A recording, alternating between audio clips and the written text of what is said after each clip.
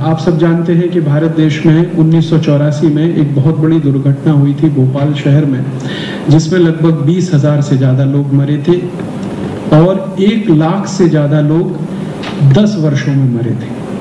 20,000 लोग तो एक रात में मरे थे और 1 लाख से ज़्यादा लोग 10 वर्षों में मरे थे 1984 से 1994 के बीच में, और 5 लाख लोग जिंदगी भर के लिए विकलांग हो गए थे, माने जिनका जीवन हमेशा के लिए खत्म हुआ। इतनी बड़ी दुर्घटना पिछले 500 साल में दुनिया में कहीं नहीं हुई, वो हमारे देश में हुई। थोड़े दिन पहले अमेरिका में एक दुर्घटना हुई थी जब उनके 2 टावर टूट गए थे, ट्रेड सेंटर, उसमें भी मात्र 3,000 लोग मरे थे। और वो 3,000 लोगों के मरने का दुष्परिणाम क्या हुआ पूरी दुनिया पर, वो आपने अपनी आंखों के सामने देखा। अमेरिका ने सारी दुनिया को सिर पे उठा लिया और 2 देशों को जितना कर सकता था उतना बर्बाद किया उसने। इसी अमेरिका देश की एक कंपनी ने 1984 3 दिसंबर को भारत देश के 20,000 लोगों को मारा था। इसी अमेरिका की एक कंपनी। अमेरिकन नागरिक मर जाएं तो इराक और अफगानिस्तान पे हमला किया जा सकता है, भारत के 20,000 नागरिक अमेरिका की कंपनी ने मार डाले। दुनिया में कभी किसी ने ये सवाल नहीं उठाया कि इसका न्याय क्या होना चाहिए। जो कंपनी इस काम में इन्वॉल्व थी भोपाल गैस कांड में, यूनियन कार्बाइड, उसका chief executive officer Warren Anderson, उसके खिलाफ हमारे सुप्रीम कोर्ट ने आदेश दिया। सुप्रीम कोर्ट के आदेश पर भोपाल की अदालत ने वारंट डिक्लेयर किया, नॉन अवेलेबल वारंट डिक्लेयर किया, लेकिन ये वारंट डिक्लेयर हुआ 1986 में और अभी 2004 तक उसका पालन नहीं किया गया। वॉरेन एंडरसन को अरेस्ट नहीं किया गया। इससे भी ज्यादा दुख और दुर्भाग्य इस भारत देश में ये है कि अभी थोड़े दिन पहले भारत देश के एक धर्मगुरु को गिरफ्तार कर लिया गया एक झूठे बयान के आधार पर, लेकिन सारी दुनिया के सामने जो सिद्ध हुआ भोपाल गैस कांड, उसके लिए जिम्मेदार व्यक्ति को अभी तक गिरफ्तार नहीं किया गया।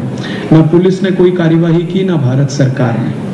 भारत सरकार अभी तक अमेरिका के साथ निगोशिएट कर रही है और वो निगोशिएशन पता नहीं अगले 50 साल तक चल सकते हैं कि वॉरेन एंडरसन को भारत में भेज दिया जाए, और अमेरिकन गवर्नमेंट कह रही है कि हम उसे भारत में नहीं भेज सकते। मैंने इस पर जानने की कोशिश की कि अमेरिकन गवर्नमेंट को वॉरेन एंडरसन से क्या लेना देना। वॉरेन एंडरसन अमेरिका की एक कंपनी का मालिक कहिए, उससे अमेरिका की सरकार को इतना प्रेम क्यों है जो वो भारत सरकार की बात को बराबर मना कर रही है। बाद में पता चला कि वॉरेन एंडरसन अमेरिका में कोई छोटी मोटी हस्ती नहीं है। दुर्भाग्य और सौभाग्य जो भी मानिए अमेरिका के लोगों का, वहां जब चुनाव होता है राष्ट्रपति पद का, उसमें 2 राजनीतिक पार्टियां जब चुनाव लड़ती हैं, डेमोक्रेट्स हैं और रिपब्लिकन्स, इन दोनों ही कंपनियों, इन दोनों ही राजनीतिक पार्टियों को सबसे ज्यादा जो डोनेशन देने वाले लोग हैं उनमें वॉरेन एंडरसन एक है। अमेरिका की कोई सरकार की हिम्मत नहीं है, वो रिपब्लिकन्स की हो या डेमोक्रेट्स की, जो भारत में वॉरेन एंडरसन को सौंप सके और भारत की अदालत उस पर कोई न्याय दे सके। भारत देश के बड़े बड़े सॉलिसिटर्स के साथ इस विषय पर मैंने बात किया है। इवन सोली सोराब जी जैसे लोगों से, दीपांकर भट्टाचार्य, अरुण जेटली, जो अनेक समय पर भारत में बड़े वकीलों में गिने जाते हैं, इन सब से इस विषय पर मैंने बात किया है। तो वो एक ही बात कह के बात को खत्म कर देते हैं। वो ये कहते हैं कि अमेरिका के खिलाफ भारत सरकार की हिम्मत नहीं है, ताकत नहीं है ये एक्शन लेने की, इसलिए कुछ होता नहीं। अन्यथा दुनिया के किसी दूसरे देश में ये हत्याकांड हो गया होता या दुर्घटना हो गई होती तो अब तक उसका चित्र कोई और ही होता। अगर यूनियन कार्बाइड ने ये दुर्घटना फ्रांस में किया होता या जर्मनी में किया होता या डेनमार्क में कर दिया होता या नीदरलैंड में कर दिया होता या ब्रिटेन में कर दिया होता या कोई और देश में कर दिया होता तो उसका चित्र कुछ और ही होता। चूंकि ये दुर्घटना भारत में हुई और भारत की राजनीतिक पार्टियां आप जानते हैं कि कितनी गिरी हुई हैं, कितनी नतमस्तक हैं। अमेरिका के सामने सब जो है हाथ बांधे खड़े रहते हैं, भारत के प्रधानमंत्री से लेकर वित्त मंत्री तक, और इस तरह से बातें करते हैं जैसे अमेरिका का एक्सटेंशन दिल्ली में खुल गया हो। अब तो हमारे प्रधानमंत्री को ये कहने में बिल्कुल शर्म नहीं आती है कि हमें तो अमेरिका की नीतियों पे ही चलना पड़ेगा। क्योंकि हम उनसे कर्ज लेते हैं। ये बात भारत के प्रधानमंत्री ने अब कहना शुरू कर दिया है। तो अब हमारे देश की स्थिति तो ऐसी है, और ये बात मुझे बहुत चोट करती रही, बहुत चुभन करती रही कि एक जिम्मेदार नागरिक होने के नाते मैं भारत देश की ऐसी स्थिति को या तो बैठे बैठे बर्दाश्त करता रहूं, देखता रहूं, या इसको बदलने के लिए कुछ प्रयास करूं। बहुत लोग भारत में हैं, मेरे जैसे हैं, लेकिन वो बहुत सिनिसिज्म में फंस गए हैं। वो मानते हैं कि कुछ हो नहीं सकता, कुछ अच्छा नहीं हो सकता, जो है वही स्वीकार करना पड़ेगा। लेकिन बहुत लोग ऐसे हैं भारत में जो ये मानते हैं कि नहीं, कुछ करना चाहिए, उसका परिणाम जो मिले मिले, लेकिन हमें प्रयास करना चाहिए। मैं व्यक्तिगत रूप से कर्मण्येवाधिकारस्ते मा फलेषु कदाचन में विश्वास करता हूँ। भगवत गीता में कृष्ण अर्जुन को कह रहे हैं कि तुम कर्म करो और कर्म के लिए प्रयास करो, परिणाम जो निकले उसकी परवाह तुम मत करो। और यही बात को ध्यान में रखकर 1984 में यूनियन कार्बाइड कंपनी के खिलाफ मैंने मेरे विद्यार्थी जीवन में, उस समय मैं एक छोटे से रिसर्च प्रोजेक्ट में काम कर रहा था भारत सरकार के, उस जीवन में तय कर लिया था कि मुझे अब देश के लिए, समाज के लिए कुछ करना है। मेरे व्यक्तिगत जीवन के लिए मैं कुछ नहीं करूँगा। वहाँ से ये यात्रा शुरू हुई।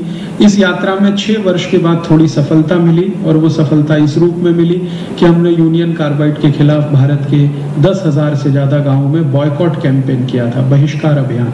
और वो सब के सब 10,000 गाँव आज भी ऐसे हैं जो यूनियन कार्बाइड की बनाई हुई कोई वस्तु इस्तेमाल नहीं करते। उन 10,000 गाँवों में किसान पहले यूनियन कार्बाइड का बनाया हुआ पेस्टिसाइड इस्तेमाल करते थे, किसानों ने वो पेस्टिसाइड बंद किए, और वहाँ के लोग यूनियन कार्बाइड की बनाई हुई एवर रेडी बैटरी इस्तेमाल करते थे, वो उन्होंने बंद किया। बाद में हम लोगों ने मुंबई के शेयर मार्केट में एक कैंपेन किया था, और मुंबई के शेयर ब्रोकर्स ने हमें बहुत मदद किया। उन्होंने यूनियन कार्बाइड के बहुत सारे शेयर्स जो खरीदे हुए थे वो बेचना शुरू किया, और नए शेयर्स खरीदना बंद किया। उससे यूनियन कार्बाइड कंपनी को काफ़ी नुकसान हुआ। और ये सब अभियान चलाते चलाते बहुत सारे धर्म गुरुओं का भी हमें आशीर्वाद मिला, मदद मिली। परिणाम ये हुआ कि एक दिन यूनियन कार्बाइड ने भारत को छोड़ दिया। सरकार ने भारत यूनियन कार्बाइड से नहीं छुड़वाया, लेकिन इस अभियान से जरूर एक आशा पैदा हुई, और जब यूनियन कार्बाइड भारत छोड़ के चला गया। और आप जानते हैं कि बाद में वो यूनियन कार्बाइड कंपनी अमेरिका से भी चला गया। माने अब यूनियन कार्बाइड कंपनी का अमेरिका में भी कोई अस्तित्व नहीं है, और अब उस कंपनी की सारी संपत्ति अमेरिका की कुछ दूसरी कंपनियों के द्वारा टेक ओवर की गई है, और भारत में भी अब उसका कोई अस्तित्व नहीं। ये सब काम करते करते मेरे मन में बहुत सारे प्रश्नों का निर्माण हुआ था। उनका समाधान ढूंढने के लिए मैंने कुछ अभ्यास करना शुरू किया था, अध्ययन करना शुरू किया था। और वो अध्ययन करना ये शुरू किया कि आखिरकार ये यूनियन कार्बाइड कंपनी आई कैसे भारत में। तो पता चला कि एक मेमोरेंडम ऑफ अंडरस्टैंडिंग साइन हुआ भारत सरकार और कंपनी के बीच में। तो उस एमओयू में क्या लिखा गया, वो सब दस्तावेज जब मैंने देखे तो मुझे पता चला कि इसमें तो बहुत बड़ा घोटाला हुआ, क्योंकि एमओयू में जो कुछ लिखा गया वो कुछ भी यूनियन कार्बाइड ने भारत में कभी किया नहीं, और जो एमओयू में नहीं लिखा गया वही सब कुछ आकर उन्होंने भारत में किया। तो मैंने इस बात को भारत सरकार के एक उद्योग मंत्री के सामने कहा था कि जो एमओयू आपने लिखा, साइन किया है कंपनी के साथ, अगर कंपनी उसको फॉलो नहीं कर रही है तो आपने उसके खिलाफ कोई केस क्यों नहीं किया, और उसके खिलाफ कोई काम क्यों नहीं किया, एक्शन क्यों नहीं लिया। तो वो इंडस्ट्री मिनिस्टर आज भी भारत सरकार में दुर्भाग्य से मिनिस्टर हैं। उन्होंने मुझे बहुत मजाकिया हंसते हुए ये कहा था कि ये ऐसी बहुत सारी कंपनियां भारत में हैं जो एमओयू साइन करते समय कुछ कहती हैं और उसके ठीक उल्टा करती हैं, लेकिन भारत सरकार उनके खिलाफ कभी कोई कार्यवाही नहीं करती। उसका कारण है कि उसमें पैसे का लेन देन होता है, और ये पैसे का लेन देन कितने बड़े पैमाने पर हो सकता है ये जानने की जब मैंने कोशिश की तो पता चला कि सिर्फ यूनियन कार्बाइड वाले केस में 480 करोड़ रुपए का लेन देन हुआ, सिर्फ एक कंपनी के केस में। फिर मुझे लगने लगा कि अगर एक कंपनी में 480 करोड़ का लेन देन हुआ तो ऐसी भारत में सैकड़ों कंपनियां हैं, उसमें कितना हुआ होगा। ऐसे ऐसे विषय में मैं आगे उतरता गया।